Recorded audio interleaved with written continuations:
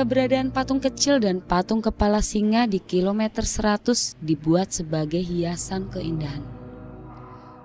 Namun banyak pengguna jalan yakin ada alasan lain kontraktor dan pengelola jalan tol meletakkan patung itu di sisi jalan.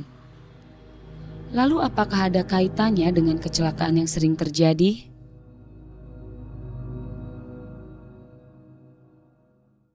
Waktu pas mau selesai pembangunan jalan tol ini, pas mau habis syukuran, terus orang-orang perusahaan moto ke gunung hijau, si gunung itu nggak kelihatan Pak. Yang kelihatan gambar harimau aja begini. Jadi gunung itu dililit badan harimau sama tangannya sama kepalanya, gede bener itu. Alat tuh harusnya jalan ke sana, tuh bisa jalan ke sono gitu kan. Ya bisa aja.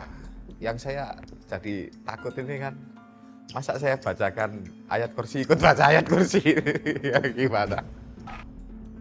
Pak Tamim Tajudin yang mengaku sebagai keturunan keempat Kuncen Gunung Hejo, mengatakan Gunung Hejo adalah tempat musyawarah Prabu Siliwangi dan beberapa utusan raja. Cerita itu Tamim dengar dari orang tuanya yang juga Kuncen Gunung Hejo.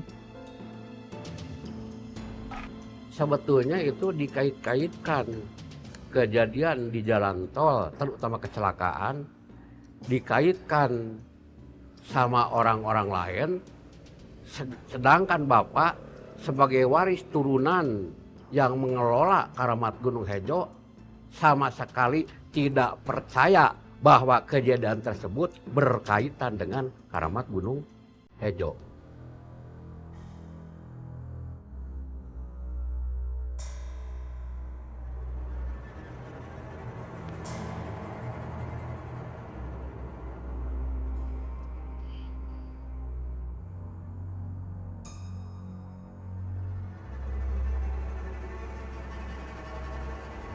Saat ini saya sedang berada di bawah jembatan Ciujung. Bisa dilihat bahwa jembatan di Ciujung ini panjangnya sekitar 500 meter, membentang melingkari Gunung Hejo.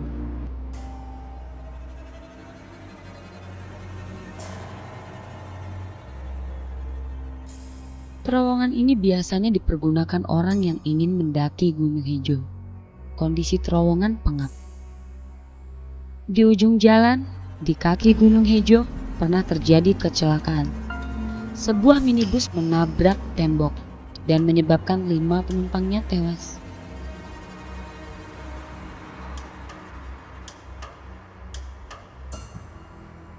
Ini adalah anak tangga pertama menuju puncak Gunung Hejo.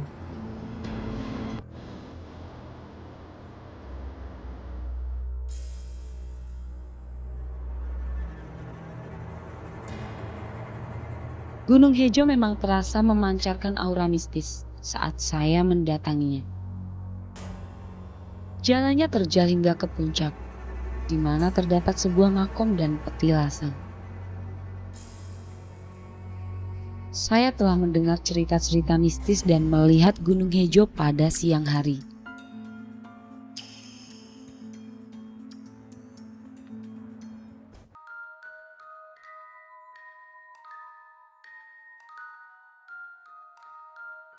Malam ini, saya menemui Pak Ahmad yang tinggal di seberang Gunung Hejo.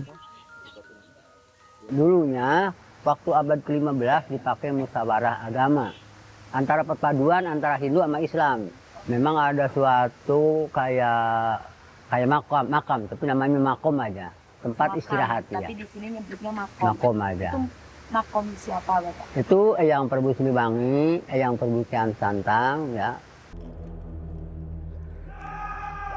Diantar seorang penduduk desa, saya mendaki Gunung Hejo. Melihat dari dekat makom dan petilasan yang terletak di puncaknya.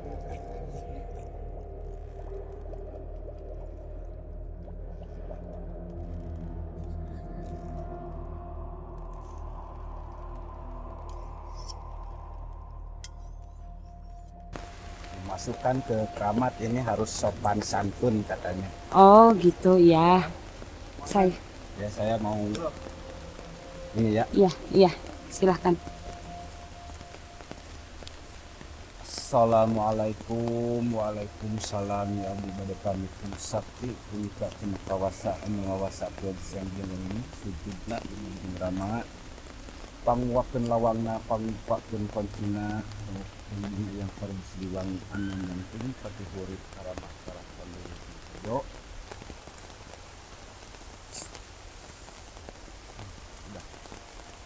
Udah, Udah. jadi boleh lewat setelah sudah. Biasa gua setelah buka lawang boleh lewat sekarang. Ya.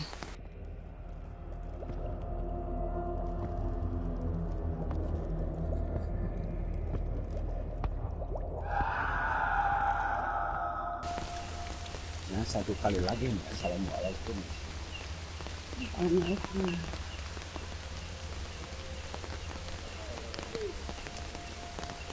Mang Ade, Assalamualaikum. Waalaikumsalam. Pamit. Assalamualaikum. Mawani ngawasa ketepatan bisa para kanca. Mugia dimaklum. kalau ada apa yang berkunjung ke makom ini, ada yang tidur di sini. Ada yang tidur, ada yang enggak. Cuman jaroh aja, ada pulang lagi. Pak Ahmad. Kalau mau udah aja pulang. Kan yang berkunjung ke sini mau tidur di sini juga nggak apa-apa. Dia enggak apa-apa.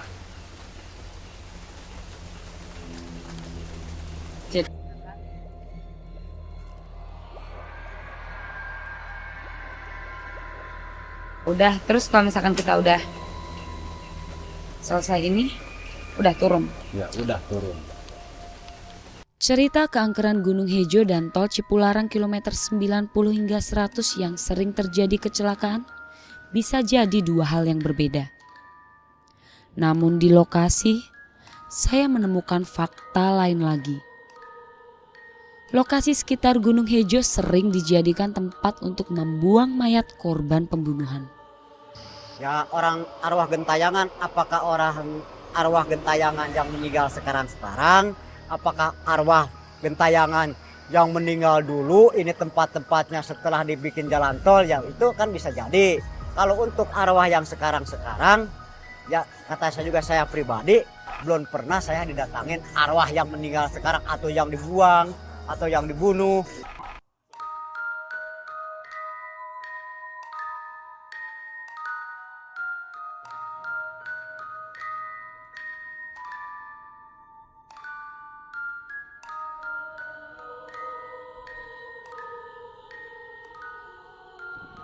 PT Jasa Marga selaku pengelola jalan tol mencatat sedikitnya 240 kecelakaan terjadi di Tol Cipularang sepanjang tahun 2013. Sebagian kecelakaan terjadi di kilometer 90 hingga 100. Ini fakta. Seringnya terjadi kecelakaan memancing penjelasan di luar nalar.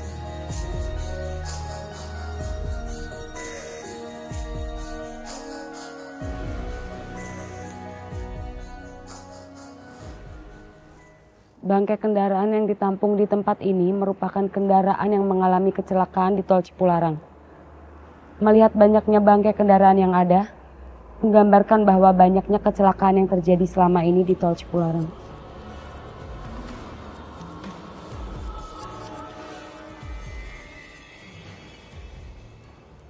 Ada yang mengaitkan kecelakaan di Tol Cipularang dengan keangkeran Gunung Hejo yang berada di tengah-tengah kilometer 90 dan kilometer 100. Sebagian warga memang menganggap Gunung Hejo sebagai tempat keramat. Di puncak bukit setinggi 300 meter ini, terdapat bangunan berbentuk makam yang masih sering dikunjungi peziarah. Bentuknya memang menyerupai makam, tapi tak ada jenazah yang dikubur di sini. Begitu kata warga sekitar. Di lokasi, saya juga menemukan cerita lain. Pengguna jalan tol mengaku melihat penampakan makhluk halus atau makhluk dari dunia lain. Barangkali penampakan makhluk itulah yang menyebabkan pengendara terkejut sehingga celaka. Faktanya, sekitaran Gunung Hejo di pinggir tol Cipularang beberapa kali dijadikan sebagai tempat pembuangan mayat korban pembunuhan. Ya orang arwah gentayangan, apakah orang arwah gentayangan yang meninggal sekarang-sekarang, apakah arwah gentayangan yang meninggal dulu ini tempat-tempatnya setelah dibikin jalan tol, ya itu kan bisa jadi. Kalau untuk arwah yang sekarang-sekarang, ya kata saya juga, saya pribadi belum pernah saya didatangin arwah yang meninggal sekarang atau yang dibuang atau yang dibunuh.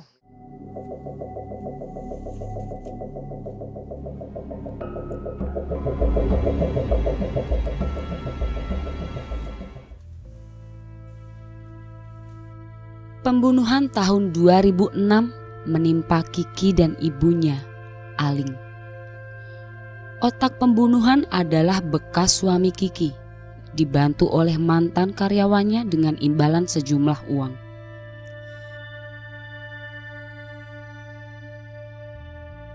Kiki dibunuh dan dikubur di sekitaran Gunung Patepaan, sekitar 1 kilometer dari Gunung Hejo. Sementara jenazah Aling dikubur di pinggir jalan tol Cipularang, kilometer 94600. Kejadian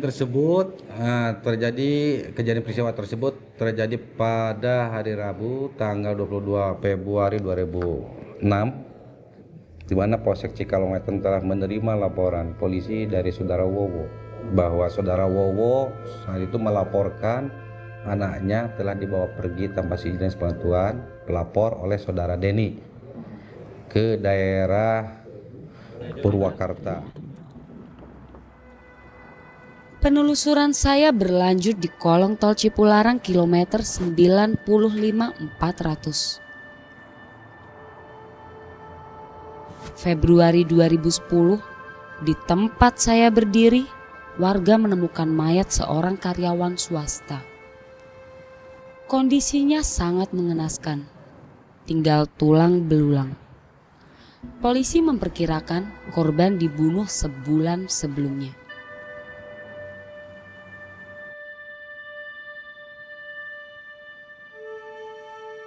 Pada November 2011, warga menemukan mayat wanita di kilometer 96500. Kondisi jenazah bersimbah darah dengan 8 luka tusukan. Masih banyak cerita penemuan mayat di tol Cipularang kilometer 90 hingga kilometer 100. Mungkinkah penampakan di pinggir tol merupakan arwah gentayangan? Sulit mencari jawabannya. Yang pasti, lokasi ini sering dijadikan sebagai tempat pembuangan mayat korban pembunuhan.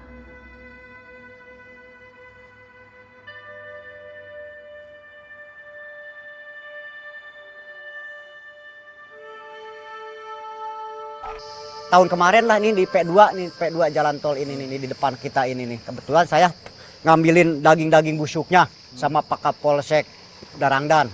Tapi nggak ada apa-apa.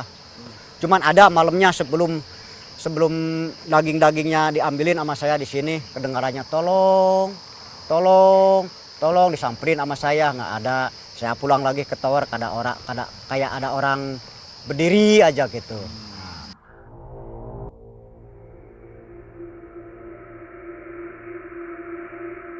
Benarkah ada hubungan antara penampakan makhluk dunia lain dengan kejadian kecelakaan di tol Cipularang?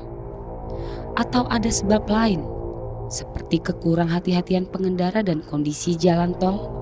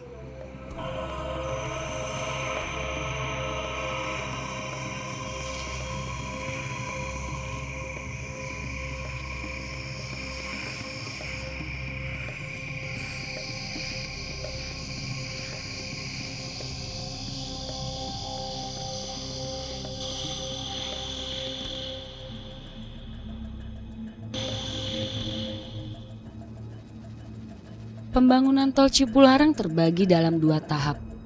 Tahap pertama, sepanjang 17,5 km jalan tol membentang dari Purwakarta. Sementara untuk tahap kedua, sepanjang 41 km membentang dari Sadang hingga Cikamuning. Badan jalan tol Cipularang berada di wilayah perbukitan dengan kontur tanah naik turun. Sesekali, badan jalan tertutup kabut yang mengganggu jarak pandang pengendara. Seperti jalan bebas hambatan pada umumnya, kecelakaan sering terjadi, baik yang menyebabkan korban luka hingga korban meninggal.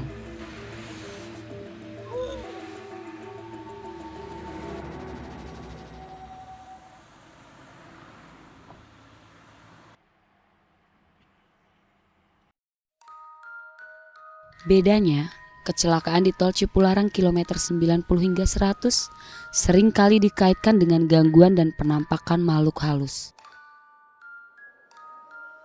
Sebagian orang yakin makhluk halus itu penghuni Gunung Hejo yang terganggu dengan keberadaan jalan tol. Namun ada juga yang meyakini penampakan menyeramkan itu merupakan kemunculan arwah gentayangan yang mayatnya dibuang di sekitar lokasi.